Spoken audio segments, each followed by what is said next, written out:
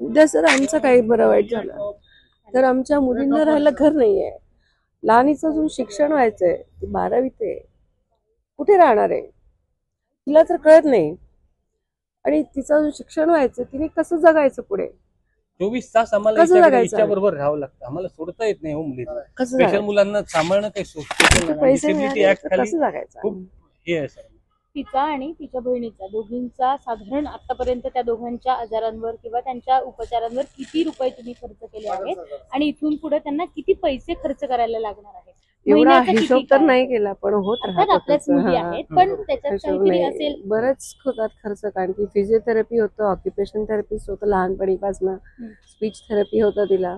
आताही तिला मी स्पेशल ह्याच्याकडे ह्याला व्यायामाला पाठवायची, पण तिचं खर्च परवडला नसल्यामुळे मी बंद केलं ते. त्या मॅडमचा मला काल फोन आला, त्यामुळे तुम्ही पैशाची काळजी करू नका, माझ्या पोरीला तुमच्या पोरीला मी तसं शिकवेन. असे पण लोक जगात आहे बघा. महिन्याचा किती खर्च येतो? पण 50,000 इझिली.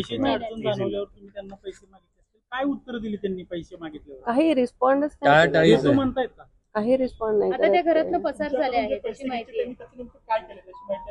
त्यांचं घर घेतलं की एवढं मोठं त्यांनी घर महात्मा घेतलंय. सोसायटीमध्ये त्यांनी बंगला घेतला असं यांचं म्हणणं आहे आणि ती भाड्याच्या घरात भाड्याच्या घरात 1 BHK मध्ये राहायची.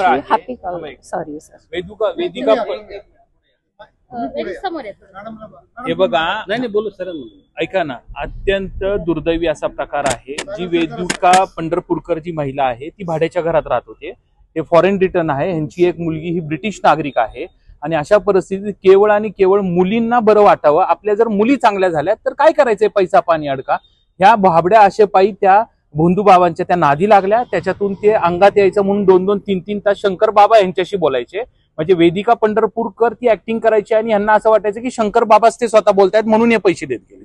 हे फॅक्ट तुम्ही लक्षात घ्या. दुसरी महत्वाची गोष्ट म्हणजे त्यांनी प्रत्येक वेळेस सांगितलं की तुमचे दोष हे तुमच्या प्रॉपर्ट्यांमध्ये, तुमच्या अकाउंट्समध्ये आहेत, तुमच्या नावावरती ज्या प्रॉपर्टी आहेत ते तुमचे दोष आहेत. ते जोपर्यंत तुम्ही दूर करत नाही तोपर्यंत ते आमच्या नावावरती द्या, आमच्याकडे फिक्स करा. मग ते लोन्स काढले, सोनं घेतलं, प्रॉपर्टी घेतली, सगळं काही घेतलं. आणि ज्या वेळेस हे त्यांना विचारायला लागले की 5 वर्षामध्ये कुठलीही प्रगती झाली नाही, मुलींमध्ये कुठली प्रगती झाली नाही, तेव्हा त्यांच्या लक्षात यायला लागलं की हळूहळू की आपली फसवणूक चालू. त्यावेळेस यांनी त्यांना पैसे मागण्याचा देखील प्रयत्न केला, सगळं केलं, परंतु सगळी टाळाटाळ झाली. आज हे भाड्याच्या घरात राहत आहेत आणि जी भाड्याच्या घरात ती राहणारी वेदिका पंढरपूरकर ती आज महात्मा सोसायटीमध्ये मोठ्या बंगलोमध्ये राहते. आणि आमचं एवढंच म्हणणं आहे की आम्हाला म्हणजे ह्या कुटुंबाला वैयक्तिक आम्ही ही केस एक स्पेशल केस म्हणून पाहतोय, कारण ती जर स्पेशल चाइल्ड किंवा मतिमंद मुलगी पाहिली किंवा तिची बहीण जर पाहिली, त्यांचा उदरनिर्वाह कसा होणार. आम्ही पहिल्यापासून आता सुद्धा जे आम्हाला आयुक्त साहेबांनी बोललं तिथेही आम्ही सांगणार आहे की यांची जे आहे पैसे परत मिळाले पाहिजे. पैसे परत मिळाले तर ह्या मुली जगतील, नाही तर ह्यांचं अवघड आहे, यांना रस्त्यावरती यावं लागेल.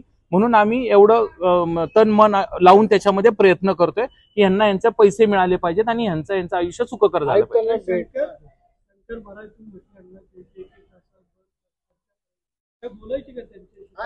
हो, सगळं शंकर महाराज जे अंगात आल्यानंतर ना तेच सांगायचे की सगळे पैसे वेदिकाला दे, ती माझी कन्या आहे.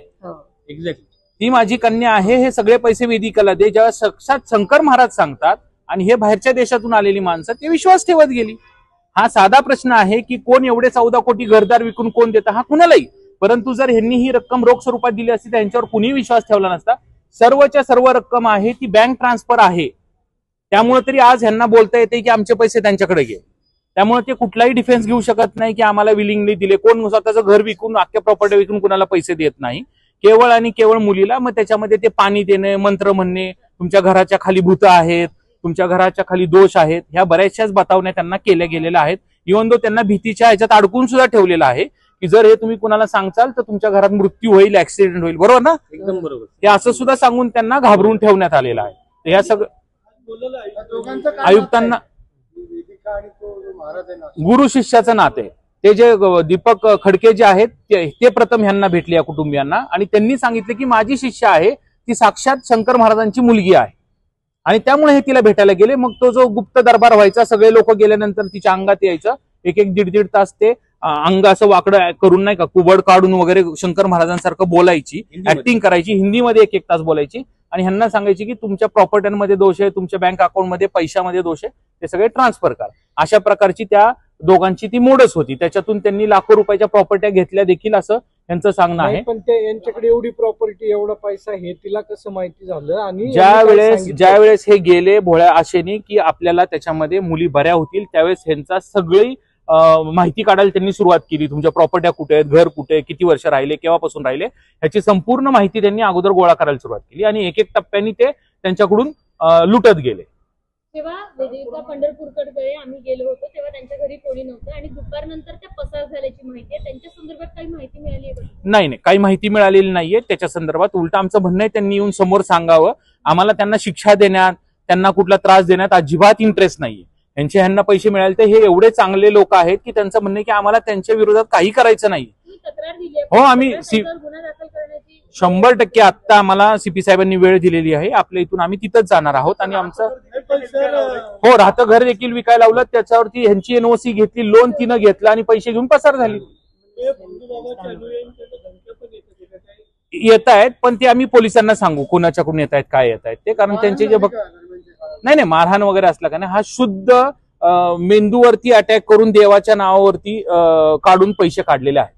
यांना काही त्या सगळ्या प्रोसेस मध्ये हिप्नोटिझम हो, वगैरे हिप्नोटिझमच होतं. म्हणजे इव्हन दो ह्या त्यांच्या ज्या हिप्नोटाईज सुद्धा केलं गेलं होतं. त्यांची मिसेस देखील त्यांना सांगत होती, अरे तू एवढ्या सगळ्या प्रॉपर्टी विकून पैसे देतोय वगैरे, कसं काय होणार, आपल्याकडे पैसे नाही. तर तो नवरा सांगत होता की मुलांच्या पेक्षा आपल्याला काय आहे, आपण आणखीन कमवू, मुली चांगल्या झाल्या तर आपल्यासाठी ह्या गोष्टीसाठी तो सर्व काही देत गेला.